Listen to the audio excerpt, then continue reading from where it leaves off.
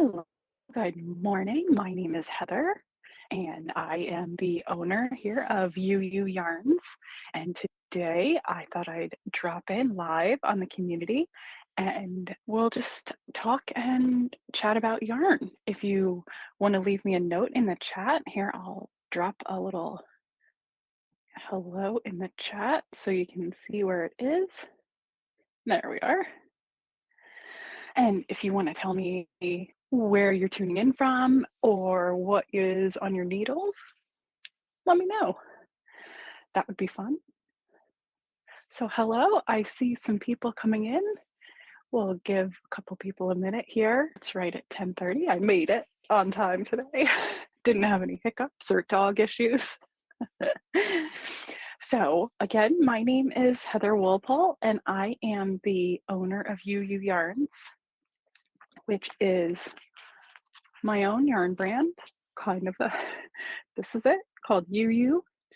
And I source my own yarn from Italy and design it in a color palette that I want and a range of weights that I've chosen.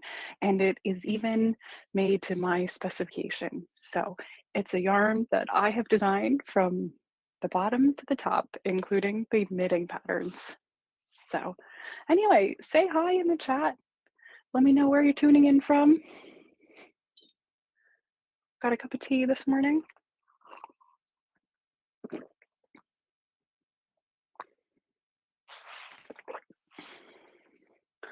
Okay, it looks like we have a couple extra people, so that's exciting.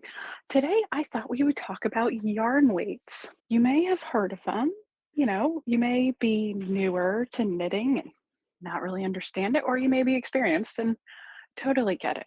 But a yarn weight is the way to predictably know what gauge and needle size a yarn is going to turn into, like the garment will turn into. So you have a very thin yarn, maybe like this, or you can have a medium weight yarn, or even you can go to a thicker weight. I have another in here too. But so, as you know, if you have a thin weight yarn, you might get a fabric, a finer fabric, so a more delicate knit, because there's just less mass to the yarn. Or if you want to do, a thicker sweater, you want to use a thicker yarn so you can see how tiny the stitches are on this sweater versus the ones on this sweater. So that all comes down to yarn weight. And here at Ewe Ewe Yarns, I have 4 yarn weights that I've chosen because to me, they are the most used and most requested. So let me get my 4th, which is right here. As I mentioned, we have the thinnest here at Ewe Ewe. It is called a fingering weight. So our fingering weight yarn is called Fluffy Fingering, and you can see it is very fine. It knits up on, oh, excuse me. Thomas, here's a reminder. Go to my meeting. Forgot to mute my echo. So you can see the finer weight yarn. This is what knits on the smaller needles. So like a 2 needle, or you can even take it down and use it on a 1 or a 0 needle. So you're getting thin but dense fabric. And it's great for, say, socks. You can see how many tiny stitches there are to make socks, and that gives them, a nice density. But they're still flexible, so you can walk. They're not thick like hiking socks, something like that. So we move up from fingering weight to sport weight. And here, my sport weight yarn is sort of gauged on like a size 4 needle.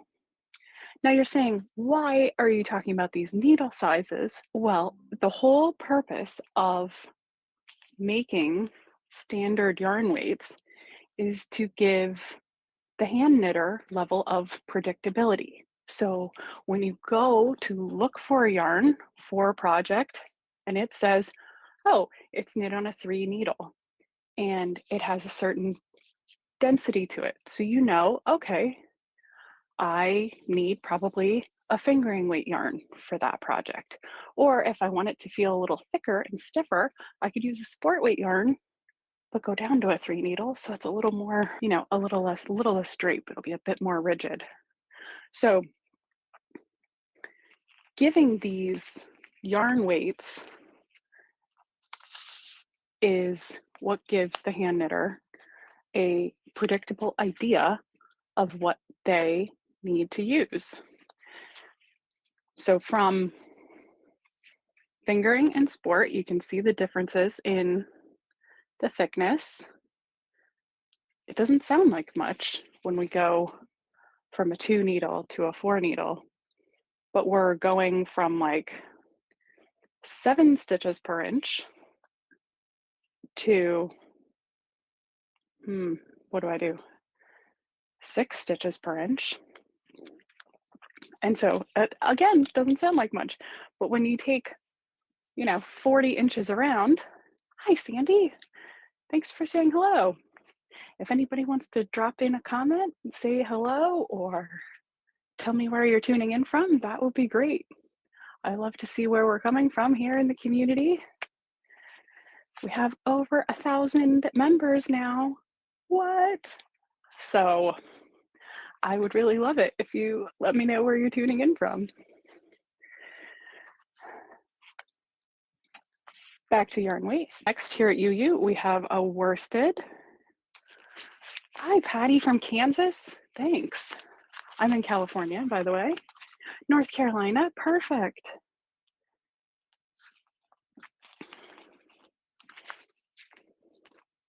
Oh, look, we really took a jump on that one. So there you can see. So a worsted weight yarn comes in a little thicker even. So this will be, so we have 7 stitches per inch, 6 stitches per inch, 5 stitches per inch. And then we take a bit bigger of a jump to our bulky yarn. So you can see even thicker. And this one is more at about 3.5 stitches per inch. And so you might be saying, what does that mean? And I have some projects that I can show you. So like we talked about, socks for fingering weight. That is a great project. So you can see how many tiny stitches happen. Oh, hi, Marianne from Tennessee. Nice to meet you. Anne from Mississippi. Great. Gail from Oakland. Up north, I am in San Diego. Well, near San Diego, I'm in Oceanside. So thanks for tuning in. Sorry, I got all excited there. Newport Beach, that's not far from me. Another good city on the coast down here. So we were talking about how projects look as we move up a needle size or up a yarn weight size. So this here is a pair of socks called the Stripe It To Me socks, knit in fingering weight yarn. So you can see how tiny those stitches are with that thinner yarn to make a really nice kind of standard set of hand knit socks. And then we also have a set of sport weight. So this is 1 weight of yarn thicker. And look at the difference in the number, the bigness. Look at the difference in the size of the stitches from the fingering weight up to the sport. So it takes less stitches to make sort of the same circumference project. This is called these are called the Respectfully Twisted. They're a fun set of mirrored cable knit socks. Oh yeah, there you go. So you can see it's thin cable out and around to thicker cables. Fun. Anyway, sport weight socks. And then if you really want to go wild, you can make, like I said, like hiking socks or big boot socks or slipper socks in worsted weight. So I mean, these are a little oversized because I like to wear them as slipper socks. And this is a new pattern coming soon in woolly worsted. So you can see the difference again in the ribbing and the size of the stitches per the yarn weight. So it really grows and expands. You can see it here in this is the easiest ABC sweater set. So we have the fingering weight one called the Cuddle Fluff, and then we have the sport weight one. So you can see how the stitches are larger. And then we also have here the worsted weight one. So look at the difference in the number of stitches. Now, why you want to use different weights is up to you too. So if you want to make a fingering weight project, maybe there's a baby in Florida that needs a little lightweight, doesn't need a big bulky sweater, but he just needs a little warmth. So a fingering weight sweater might be the best. And then maybe a sport weight sweater. Maybe you like knitting with sport weight. Maybe it's your favorite and it's most comfortable in your hands. That's your choice because you're making the project. Or maybe you love worsted weight best, like I do, and you want to also make a baby sweater in about 2 days. Then maybe worsted or bulky weight is best. I'm sorry, I don't have the bulky weight version of the sweater here with me, but as you can see, you go from a lot of stitches to a lot less stitches as you go up in yarn weight.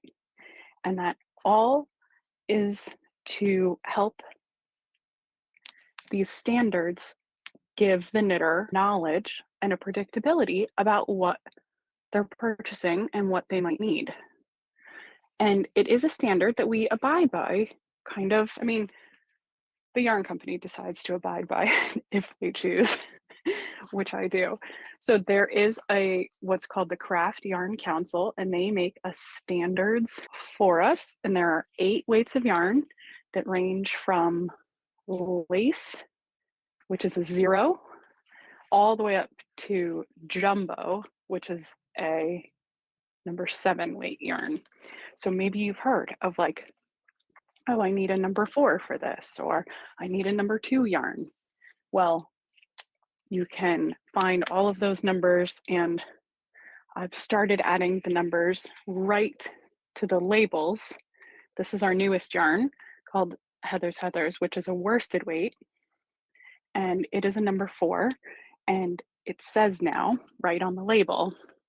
So as we get new inventories of yarn, the standard yarn weights will be added right to the labels. So to give you an idea, fluffy fingering is a number 1. You So Sporty is a number 2.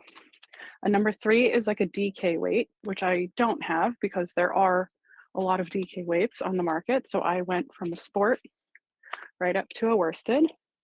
A worsted is a 4.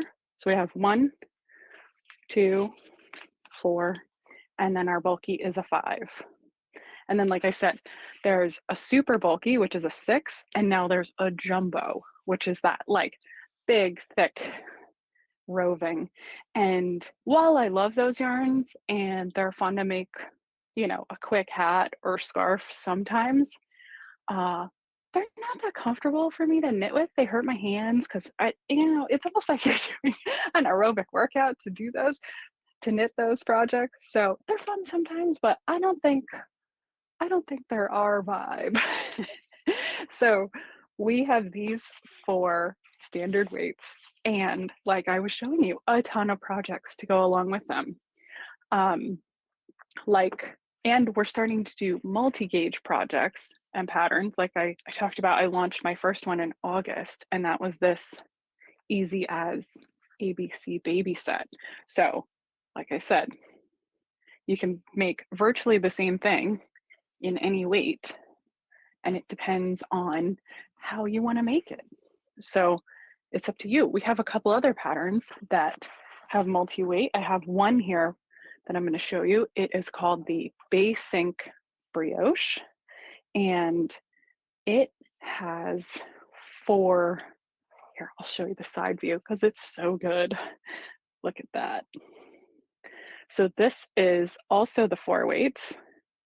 So you can guess, fingering, sport gets a little bigger, worsted gets a little bigger, and then there's those big bulky stitches. So this is a fun pattern designed by Megan Schmaltz, and all four weights of this pattern come on in the pattern. So you can see kind of the delicateness of the fingering weight stitches. Oh, you know I'm going to put all these on right now, right? And then gets a little thicker here with the sport weight Basic Brioche. Ooh, and then this one, look at this. This is the worsted. There we are, really layering in. And then for the creme de la creme, look at the bulky one. Oh, and she designed the bulky one to be able to wrap twice. Well, we better wrap it twice, shouldn't we? Oh yeah, there we go. So now you can see, look at the difference, just right. It's like you think it's a simple cowl, but look at how cool all these different weights are. Okay, before I choke myself here. So another fun point, let's see, is like I said, so here at UU, we have tons of patterns for each weight of yarn, from baby stuff to socks to sweaters. We have a little bit of everything for every weight we offer. But like I said, with that predictability thing, you don't have to just use a UU yarn for a UU pattern or vice versa. What you can do is find a pretty pattern on like Ravelry or any designer's website, whatever it is, and it says, oh, that takes fingering weight. So you can actually come and get just UU fingering weight. Oh, why is the yarn called worsted? I had a feeling. So I had a feeling I was going to get asked that. So thank you, Sandy. Worsted is originally from the way it was spun. There is a worsted spun and a woolen spun, and it's the way the yarn is constructed. And then I think just over the years, because the weight and the way that yarn was made, that the term worsted just kind of became synonymous with that weight of yarn, almost like Kleenex or hoovering or the case may be, that type of thing.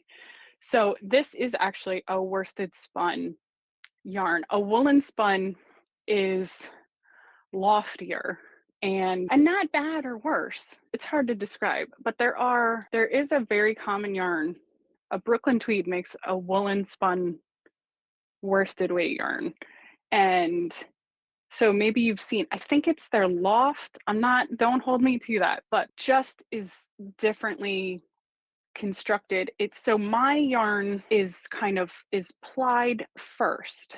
Here, let me pull some off here and then I can show you. So my yarn consists of 3 plies, and if I can get the camera to focus, anyway, it's just going to focus on my face.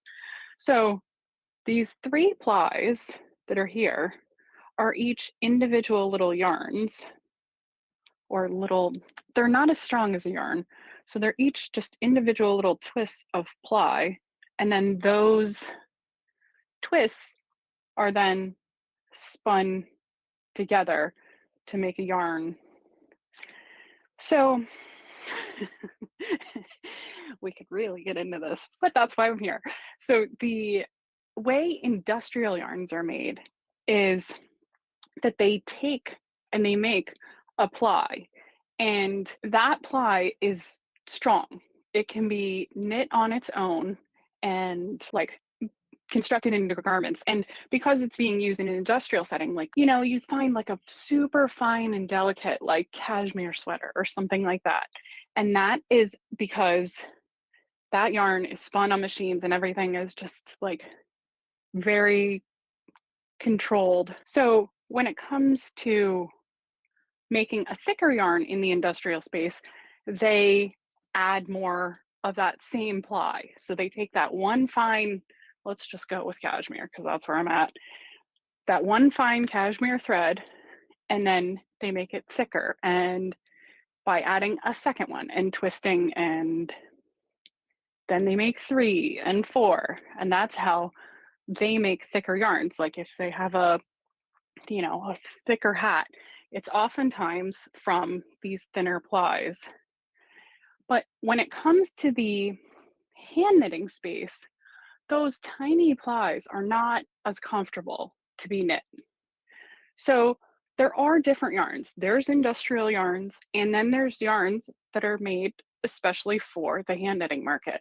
And that is obviously what we offer and what like Brooklyn Tweed offers and stuff like that. So, oh, I kind of talked myself out there.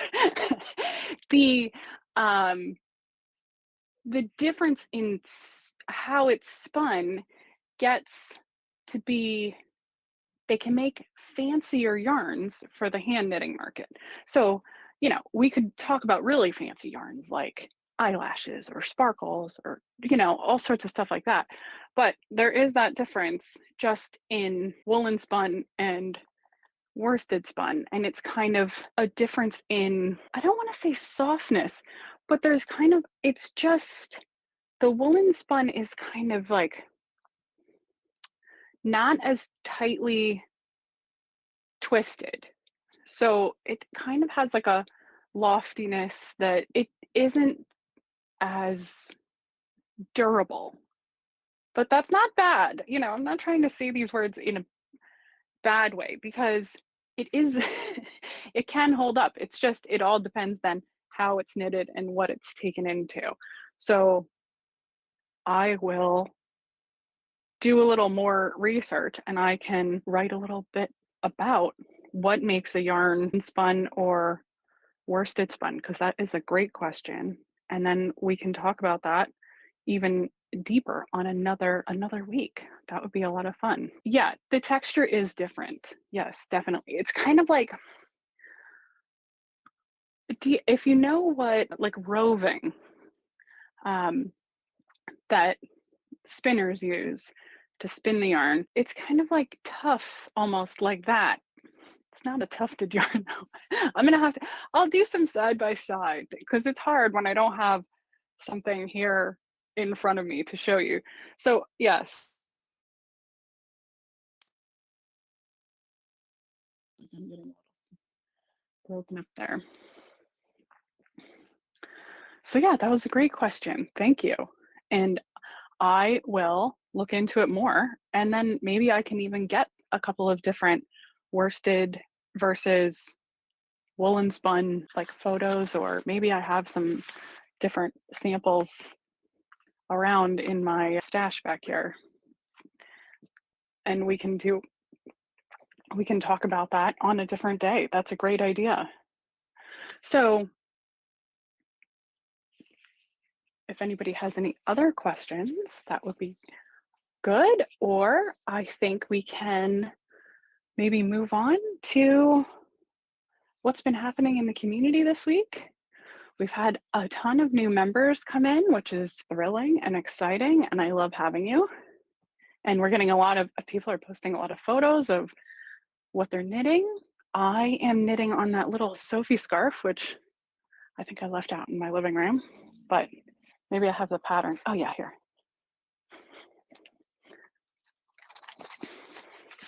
I am knitting this project right now, and you can see my photo in the community.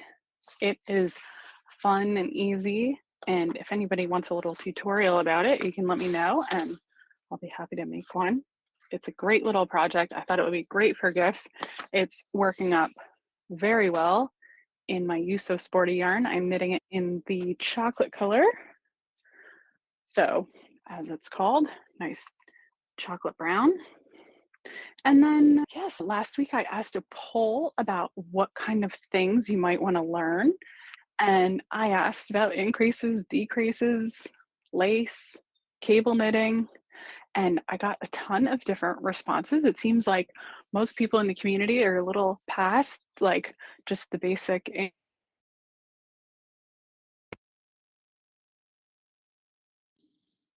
Oh, what would you love, Donna? Sorry, I missed your comment when I was talking about. Oh, a tutorial about the Sophie scarf. I think that's what you were probably asking for. This one. I think it is a super fun pattern. So anyway, what I was thinking about is what we might want to do come the new year and what projects we might want to work on. So that's why I asked sort of what you would like to learn. So if you haven't seen that poll, you can find it in the community and please vote. And if, one of my options isn't there, you can add a comment and let me know. And what is happening is I have gotten a lot of requests for cable knitting, which is a lot of fun. And we have some great cable projects like this. This is the Hot Mess headband. Oh, good. Thank you, Donna. Yes, this is the Hot Mess headband. I love this thing. Just one big fat cable, perfect for gifts. And then, as I showed you too, those other little cable knit socks, respectfully twisted. Those are fun. And there's also this. Oh, this is another gorgeous. This is the Here is your reminder. pocket scarf. So you can see how different a cable looks, again, in yarn weights. This is a sport weight cable, and this is a bulky weight cable. Look how cool they look. But this is such a fun scarf. It has secret hidden hand pockets. I love this project. It uses 3 balls of Baba bulky, and it's just such a good scarf.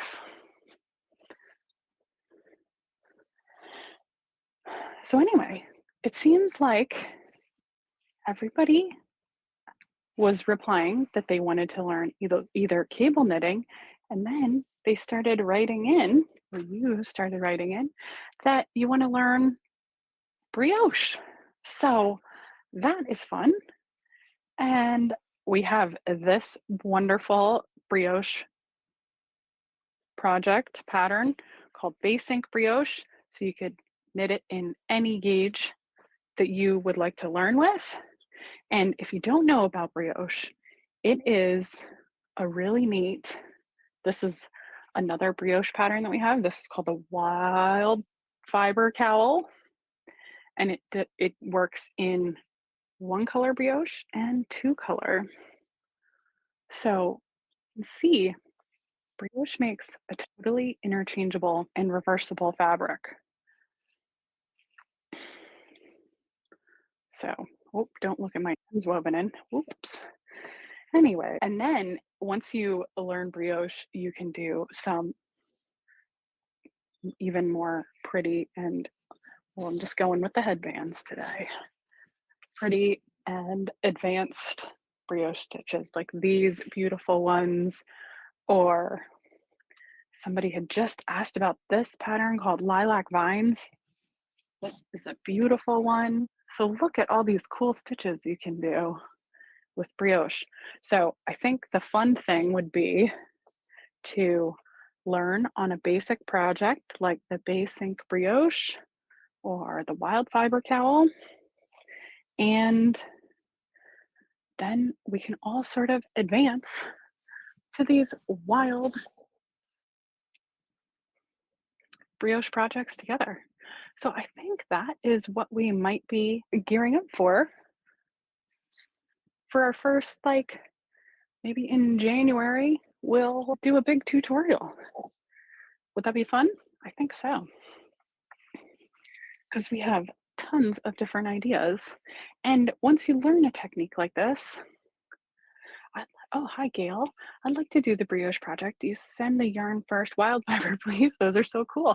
Good. Yes. So stay tuned. It is October and I am ramping up. Like, we'll have a lot going on. So I don't know. I think the tutorial will probably start happening in January because I need to get through the holidays and everything like that. But we'll see. Maybe we'll do one a little sooner. But yes, the wild fiber is if you know how to brioche, or even if you don't, this is a great first step beginner project. It's an available pattern. This one I designed. So it's called Wild Fiber by me, Heather Wolpole. So it's out there and around. And yeah, so I think that might be our fun first knit along and tutorial and stuff. Wow, I really flattened out my hair with those headbands. Okay, well, we've had a long chat today, so this is a lot of fun. And I hope I was able to give you at least a tidbit of knowledge about yarn and something. Hey, my dog's down there making noise. Anyway, a little tidbit about yarn and everything like that. I am wearing the Silver Springs top. I used fluffy fingering and forest fern for this project, and I really love it. I wear it frequently. It's the first thing I ever knit on size 3s. Anyway, I hope you have a great day. Happy Wednesday. If you have any other questions, definitely I'll make this a post and you can leave them down below. And okay, we will be back next week. So like I said, if you have any other questions, they're always helpful so I can have something to talk about next week that you definitely would like to learn about. So let me know. And yeah, I hope you have a great day and I'll see you inside the community. Take care.